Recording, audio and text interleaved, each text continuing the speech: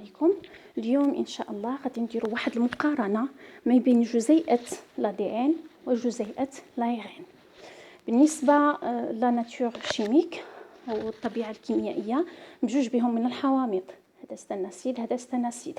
بالنسبه لا ستركتور شيميك بجوج بهم سو سون دي بوليمير دو نيكليوتيد، والبوليمير دو نيكليوتيد رسبقني درنا واحد لا فيديو فيها. هو سلسله او واحد بعدا لا دي ان صايب من جوج سلسلات، كل سلسله فيها مجموعه من النيكليوتيدات. كل نيكليوتيد قلنا مكون من سكر وباز ازوتي وفوسفوريل. دونك هادشي رحنا سبق لينا شرحناه المره اللي دازت. لا فورم à l'intérieur de la cellule l'ADN دائما كيتواجد en double hélice antiparallèle، اللي هما جوج ديال السلسلات ديال النيوكليوتيدات مجموعين ولا مرتبطين مع بعضهم بدي ليزون هيدروجين، وحده الاتجاه ديالها 5 درجه 3 درجه، وحده الاتجاه 3 درجه 5 درجه. بالنسبه للايغين عمركم، هذا شيء مهم جدا، عمركم غتلقاوه بجوج السلسلات، دائما هو متواجد بسلسله واحده.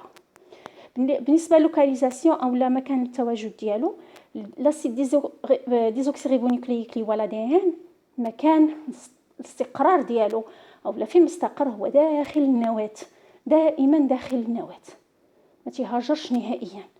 بالنسبه للايغين كياخذ اللي هو جزيئه مهمه جدا، كياخذ البدايه او الولاده ديالو في النواه وتيهاجر للسيتوبلازم باش يؤدي الدور ديالو. بالنسبه للدور ديال لا دي ان هو حامل للمعلومات الوراثيه وكينتقل من جيل الى جيل. هادشي حنا شفناه في الانقسام الخلوي، وشفنا الدور ديالو كيفاش الخليه الام كتنوض توجد الماتيريال جينيتيك ديالها وكدوز من لا كونتيتي كول دو كو باش تقسم دوك لي دو كو على بنيتاتها بجوج. هادشي شفناه من خلال الانقسام الخلوي اللي هو الميتوز. بالنسبه لايغين ما كيساهمش نهائيا في الانقسام الخلوي. الانقسام الخلوي الدور ديال لا دي ان.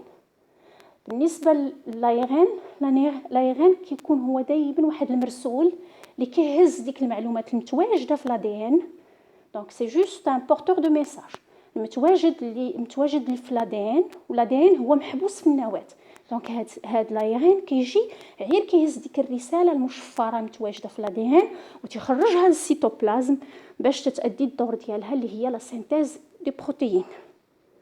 بالنسبه لاكسيون، دونك كنشوفوا حنا دائما لا دي ان لاكسيون ديالته مهمه جدا في الانقسام الخلوي.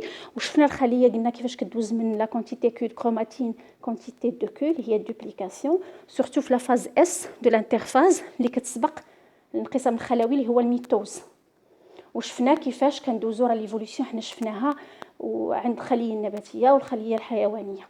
دونك هذا شيء مهم.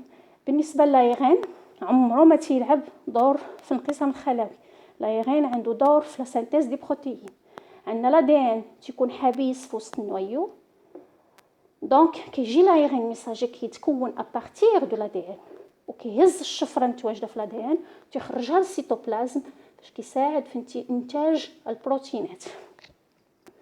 بالنسبه لا فورمول شيميك، دونك بجوج بهم قلنا دي بوليمير دو نيكليوتيد، شاك نيكليوتيد مصايب من ان سكر.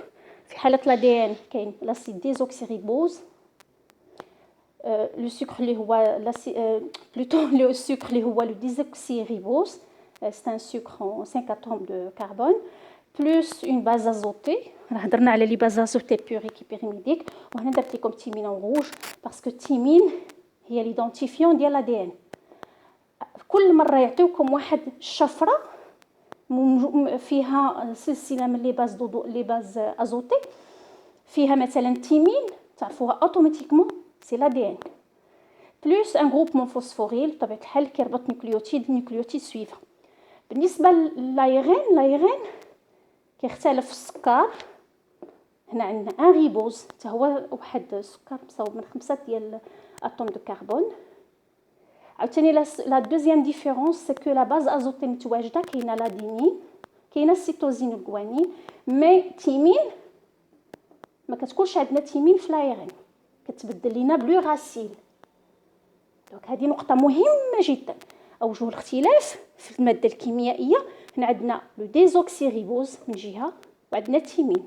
هنا عندنا لو ريبوز اي لو راسيل بلوس افيكتيفمون بلوس زائد يعني بطبيعه الحال الفوسفوريل اللي كتربط نيوكليوتيد اخر.